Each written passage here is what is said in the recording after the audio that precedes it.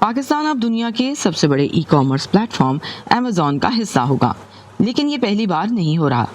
پاکستان 2013 سے پہلے بھی امیزون کی سیلر لسٹ کا حصہ تھا، لیکن تکنیکی مسائل اور کچھ کمپنیوں کی طرف سے غیر پیشہ ورانہ اقدامات کے باعث اس کا نام فہرست سے خارج کر دیا گیا تھا۔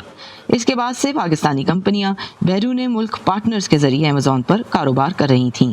ہمارے پاس یہ اپرچونٹی نہیں تھی کہ میں یہاں سے بیٹھ کے امیزون کا اکاؤنٹ بنا سکوں، سو وہاں پر ہمیں ایک پارٹنر ڈھونڈنا ہوتا ہے جس کے نام پر ہم ایک کمپنی اور امیزون کا اکاؤنٹ اوپن کر کے اس کو پارٹنر بنا کے ہم یہاں سے اس کو ایکسیس کرتے ہیں۔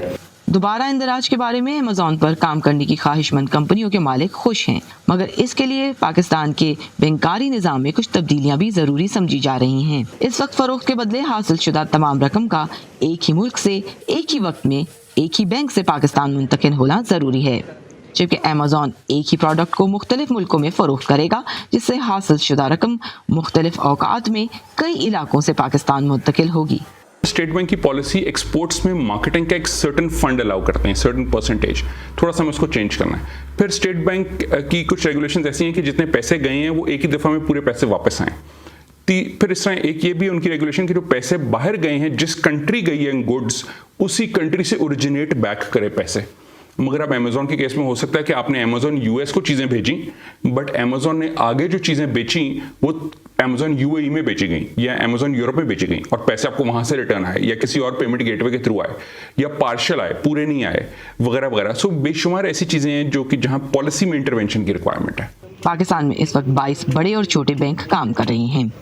بدر خوشنود کہتے ہیں کہ اب تک بینکنگ کا نظام بڑے پیمانے پر بیرون ملک مال فروخت کرنے والی کمپنیوں کو سپورٹ کرتا رہا ہے، جبکہ امیزون کے بعد بینکوں کو چھوٹی یا ویلیو ایڈڈ اشیاء کی برآمدات بھی ریگولیٹ کرنا ہوں گی۔ ہمارے جو بینکنگ سیکٹر کے اندر لوگ ہیں ان کو سمجھنے کی ضرورت ہے کہ کیسے چھوٹی چھوٹی مائکرو ایکسپورٹس کو ان کو ریکنسائل کرنا ہے۔ ندیم رضی کے مطابق یہ بھی ضروری ہوگا کہ اگر کوئی پاکستانی کمپنی برآمد کی خاطر کسی دوسرے ملک سے سستی اشیاء بنواتی ہے تو رقم کے اس لین دین کو اسٹیٹ بینک درآمدات کی مد میں ادائیگی نہ سمجھے۔ چائنیز جو ہیں وہ ابھی بھی مینوفیکچرنگ میں سب سے زیادہ ہیں، تو پاکستان سے جب پیسہ مینوفیکچرنگ کے لیے جائے گا چائنا میں، اس کے بعد ہم امپورٹ ایکچولی نہیں کر رہے، ہم اپنا جو سارا سامان ہے وہ ایکسپورٹ کریں یو ایس اے میں۔